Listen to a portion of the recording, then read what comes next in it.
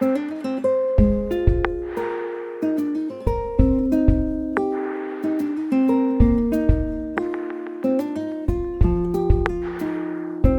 des étincelles du Palais de la Découverte. Donc ça, c'est le nom officiel. Nous l'appelions le Palais hors les murs. Vous allez comprendre pourquoi maintenant beaucoup l'appellent le chalet de la découverte.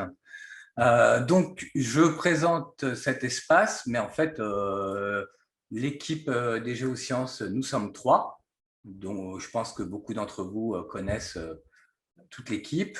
Donc, Arnaud Lemestre, responsable de l'unité, Vincent Pasquereau et moi-même. Alors, ce que vous a rappelé Lola, c'est que le Palais de la Découverte, qui appartient au Grand Palais avec la RMNGP, pour raison de rénovation, voyez un peu les dernières photos que j'ai pu y prendre, il a été totalement vidé. C'est un peu sinistre, mais voilà, c'est tout ce qu'on peut en dire. Donc, par ici, la sortie. Là, vous avez une photo de ce qui était notre espace de géologie, ce qu'il en restait. Maintenant, il doit être totalement vide. Et donc, l'idée, c'est que nous avons migré quand même. Il y a un petit palais de la découverte qui a été construit. Donc, auparavant, en haut à droite, pour ceux qui ne connaissent pas forcément Paris, vous avez le Grand Palais avec le Palais de la Découverte qui est donc ce qu'on appelle l'aile sud. Et puis désormais, nous sommes près du parc André Citroën. On reste à chaque fois pas trop loin de la Seine, c'est déjà ça.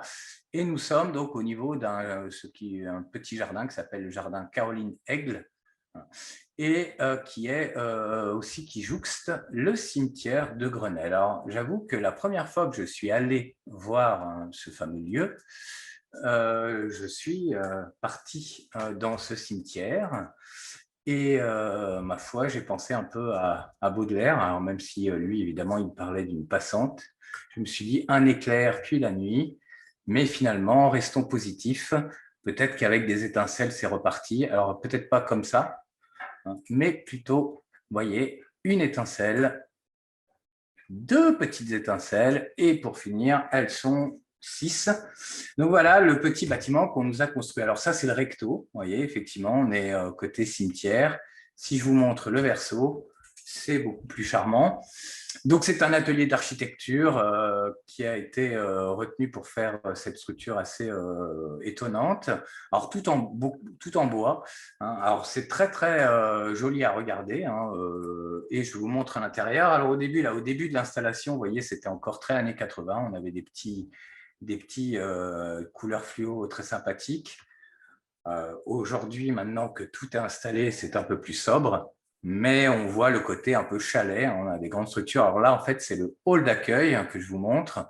Donc, un hall d'accueil où, en plus, une partie des équipes ont joué au recyclage. Donc, il y a énormément d'éléments qui viennent du palais, qui ont été utilisés.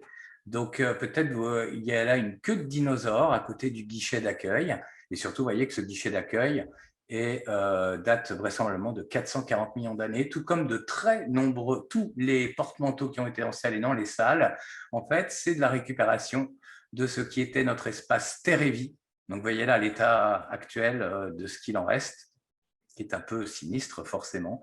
Et donc, ces bornes marquaient le temps quand on cheminait dans l'espace. Désormais, elles serviront de porte-manteau. Bon, c'est une manière de garder un petit souvenir comme ça de ce lieu disparu. Mais vous voyez en bas, il y a encore quelques petites figurines que j'ai récupérées qui attendent toujours un logis, mais on trouvera bien à les réemployer. Alors, l'organisation des étincelles, je ne vais pas vous présenter toutes les salles en détail, hein. Il y a un hall d'accueil et puis une zone privée pour se reposer, avoir des postes de travail, une tisanerie. Mais sinon, il y a 4 salles de médiation.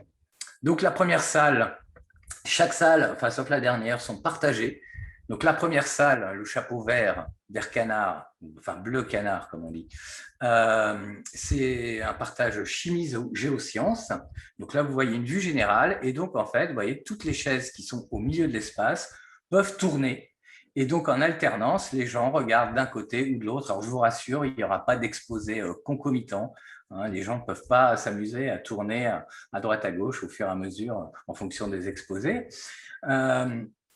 Alors, nous reviendrons en détail sur la géologie. Donc, je vous montre juste quelques petites belles choses architecturales. Donc là, on a une très belle tableau des éléments qui a été reconstitué pour la partie chimie.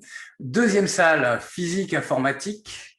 Donc là, à nouveau, partie gauche, c'est la physique, droite, informatique. Pareil, quand on ferme les Velux, on peut avoir une ambiance sombre, intimiste pour les exposer avec toutes sortes de petits appareils.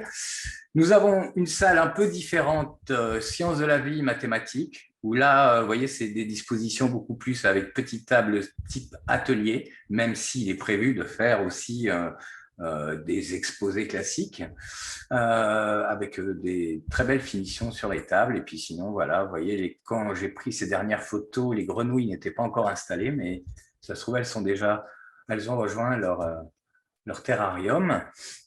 Et la dernière salle, très difficile à prendre en photo, c'est le planétarium qui, lui, n'est pas partagé, qui appartient donc à l'unité d'astronomie. Donc, des structures assez jolies, mais je vais me concentrer sur la salle des géosciences, donc que nous avons pu un petit peu décorer, comme vous le voyez ici. Alors, on a récupéré beaucoup d'éléments qui étaient déjà des éléments d'exposition dans notre salle initiale, celle du palais. On a refait des petites vitrines avec, vous voyez, des copies de fossiles, des roches. Bon, pas très facile de prendre en photo des vitrines, c'est juste pour le plaisir de les passer comme ça. Et puis à nouveau, côté récupération, vous avez derrière ces pierres, je pense que vous voyez ma flèche, des petits cartels qui avaient été faits pour les non-voyants sur le parcours Terre-et-Vie, qui ont été repris pour faire une sorte de petite frise souvenir sur notre paillasse. Alors, en termes d'exposés, qu'allons-nous faire dans cette salle? Globalement, on a pu reprendre la quasi-totalité des exposés qu'on faisait dans la salle précédente. Donc là, je vous ai mis un petit panel. Nous avons des exposés sur le changement climatique et les climats du passé, essentiellement assurés par Arnaud, d'ailleurs. Nous avons des exposés sur les dinosaures ou aux origines de l'espèce humaine, pour essayer de faire un peu le point sur l'évolution de l'homme. Nous avons des exposés aussi assez récemment qui avaient été quand même créés sur météorites à impact. Alors ça, c'est parce qu'on avait notamment bénéficié d'une formation vigicielle avec le muséum Vigicratère. Et Vincent et Arnaud ont aussi élaboré une promenade géologique sur Mars où on peut suivre les roues plutôt que les pas du petit tracker initial, enfin le dernier. Nous avons aussi fait un exposé mystère parce que quand des scolaires réservent, je vous l'expliquerai tout à l'heure, il y a des créneaux où on ne sera pas forcément tous disponibles. Or, parmi ces exposés, moi, je peux faire météorite, mais pour l'instant, promenade géologique sur Mars, je ne peux pas l'assurer. Donc, au cas où une personne qui est là ne peut pas faire promenade géologique sur Mars, il y a l'exposé mystère qui permet, en fait, pour les scolaires de choisir l'un des deux sans savoir complètement à l'avance ce à quoi il aura droit, mais les deux, de toute façon, sont très intéressants. Sinon, on repart dans les exposés classiques sur le volcanisme, les séismes, la formation des montagnes, la tectonique des plaques, et puis un exposé qu'on a appelé « Ce que disent les pierres », qui, lui, j'appelle un peu, c'est l'exposé un peu plus modulable, étant donné qu'à partir de nombreux échantillons de pierres, on peut raconter toutes sortes d'histoires et l'exposé peut évoluer au gré des interrogations un peu du public. S'ils ont un point d'intérêt particulier à développer, on peut comme ça plus peut-être divaguer, même s'il va sans dire que les exposés précédents, on a un fil conducteur, mais évidemment, nous souhaitons une interactivité et donc on dévie toujours un peu au gré des questionnements ou des fois même de l'actualité. Alors, j'y reviendrai. Pour l'instant, nous n'avons pas encore commencé. Donc, par exemple, on n'a pas pu évoquer le Nyiragongo comme événement un peu récent. Mais, par exemple, ça, c'est typiquement des choses qu'on avait l'habitude de faire. Alors, parmi les exposés qu'on a dû abandonner, il y en a un qui traitait de l'eau. Alors, on l'a notamment abandonné parce que vous voyez en dessous deux énormes manips qui, quand même, faisaient partie intégrante de cet exposé, n'ont pas pu être installés dans cette petite structure. Donc, nous avons préféré ne pas le proposer. Il reviendra sans doute plus tard. dans 5 ans, on l'espère. En revanche aussi, parlons de l'avenir, à venir, Vincent Pasquerot a élaboré un exposé sur le magnétisme terrestre. Alors j'ai mis une image qui est totalement hors contexte, hein, notamment parce qu'il a fabriqué des petites manips. Alors, bon, peut-être pas toutes encore en place, parce qu'évidemment, quand on déménage, il y a parfois quelques pertes. Et après ces côtés donc positifs sur le côté assez beau des salles, nous allons évoquer des points un peu plus problématiques. Ce n'est pas une catastrophe, mais qui, on l'espère, ne poseront pas trop de problèmes. C'est que nous allons fonctionner un peu à l'identique, mais dans un cadre où tout est quand même beaucoup plus petit. Notamment là actuellement, quand nous pensions rouvrir en mai. J'ai bien fait de m'inscrire en juin pour la mini-conf, puisque Covid oblige, on n'a pas pu ouvrir en mai. De toute façon, je pense que la structure n'était pas encore tout à fait prête. Mais là, on devrait ouvrir le 8 juin, enfin le 9 juin, il y a une inauguration en ligne. Puis peu à peu, les scolaires et le grand public devraient pouvoir s'inscrire. Du fait de la taille de cette salle, déjà, les inscriptions sont exclusivement par Internet, c'est-à-dire qu'il y aura vraisemblablement moyen peut-être d'acheter quand même des billets sur place quand on vient, mais globalement, il est conseillé de réserver parce que notre jauge est petite. Hein. Chaque salle, hors Covid évidemment, compte à peu près 40 places, hein, la taille d'une grande classe. Le planétarium est un tout petit peu plus grand. Alors, à chaque fois, il y a des espaces aussi adaptés quand même pour les PMR, ce qui est quand même intéressant. Et en plus, je l'ai évoqué, ces salles sont partagées. Donc, ça va limiter de toute façon le nombre d'exposés. Alors, le nombre d'exposés par jour, nous en ferons 3 maximum, parce qu'en plus, on ne peut pas être tous les 3 présents dans le lieu en restant en attente dans la salle de repos, car la salle de repos elle-même est un nombre de personnes limité. Donc, en gros, on pourra être 2. Hein, et quand c'est les vacances, ce sont les vacances, souvent on sera tout seul. Donc, généralement, 3 exposés par jour, c'est un maximum. Et puis, on va alterner nos créneaux avec ceux de nos collègues chimistes. Et en fait, j'ai oublié de le dire, on a même une 3e entité qui, des fois, interviendra, qui s'appelle un chercheur, une manip, qui est transdisciplinaire. Du coup, aussi, ce nombre d'exposés pour les géosciences, hein, nous sommes une petite équipe. Avant, au tout début, nous étions un quintet, quand Monica Rotaru dirigeait le département, puis on est tombé à un quatuor avec Emmanuel Lambert, qui dirigeait le département, et désormais, donc, nous ne sommes qu'un petit trio. J'espère que ça ne va pas continuer trop à décroître pour arriver au solo de l'artiste. Pour revenir aux exposés, nous sommes limités en semaine, alors nous aurons des exposés selon les semaines, le mardi, le jeudi ou le mercredi, le jeudi. Ça, c'est surtout pour en période scolaire, mais pas que, même pendant les vacances. Et puis, au niveau des week-ends, il y aura un week-end de géologie tous les 15 jours. Voilà. Et donc, pour nous, ça nous fait un week-end sur 6. C'est-à-dire qu'évidemment, l'offre est moins importante.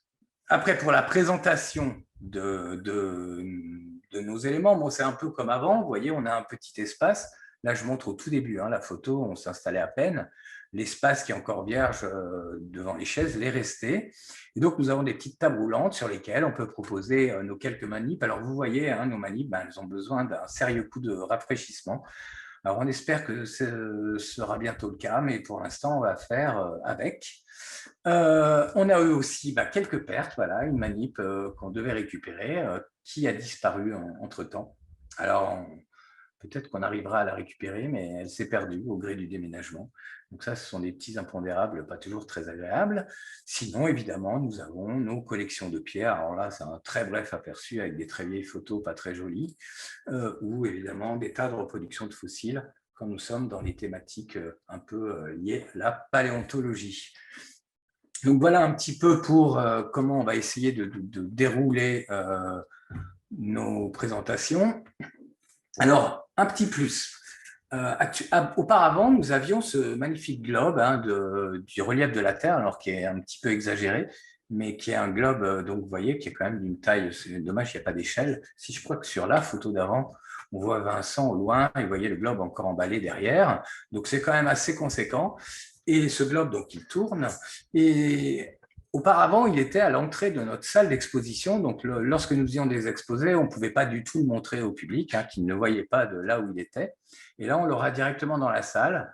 Et finalement, on voit que ça pourra avoir, je pense, un intérêt pédagogique, notamment, voyons, nous avons la carte géologique du monde en haut à droite qui est affichée avec toutes ces couleurs qui, pour le béotien, sont peut-être incompréhensibles, puisqu'en plus, il y a aussi bien les roches continentales que les fonds océaniques. Mais on peut déjà, en utilisant cette carte et en montrant le globe, montrer un peu les correspondances, la distinction croûte océanique, croûte continentale.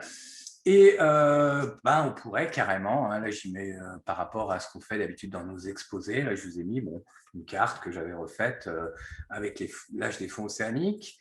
Et puis si on part juste avec nos continents en gardant en gris ce qui est fonds océanique d'origine volcanique, on a mis des couleurs un peu pour se repérer. Et puis on peut imaginer comme ça raconter la formation, les chaînes téthysiennes, donc on part des reliefs de toute la Méditerranée jusqu'à l'Himalaya.